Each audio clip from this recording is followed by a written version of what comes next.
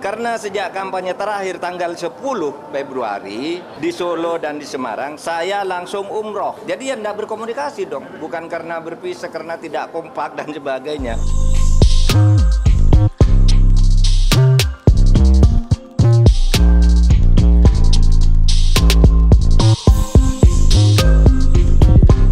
Berikutnya, hoax lagi tentang hubungan saya dan Ganjar.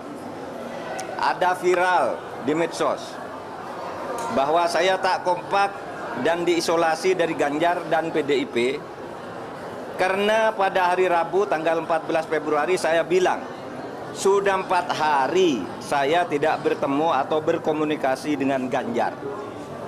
Padahal waktu itu ketika ditanya oleh wartawan Rabu pagi itu, kapan Pak terakhir ketemu Pak Ganjar? Saya bilang sudah 4 hari saya tidak berkomunikasi, tidak kontak. Kenapa? Karena sejak kampanye terakhir tanggal 10 Februari di Solo dan di Semarang, saya langsung umroh. Jadi ya tidak berkomunikasi dong, bukan karena berpisah, karena tidak kompak dan sebagainya.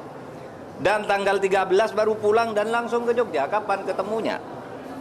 Untuk mencoblos. Jadi 4 hari tak ketemu itu karena umroh. Sebelum dan sesudah umroh sampai sekarang saya selalu berkomunikasi, bertemu maupun teleponan dengan Mas Ganjar. Itu yang terjadi.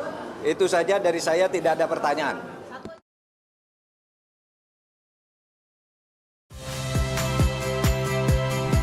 Saya Liviana Cerlisa. Saksikan program-program Kompas TV di siaran digital, pay TV, dan media streaming lainnya. Kompas TV, independen, terpercaya.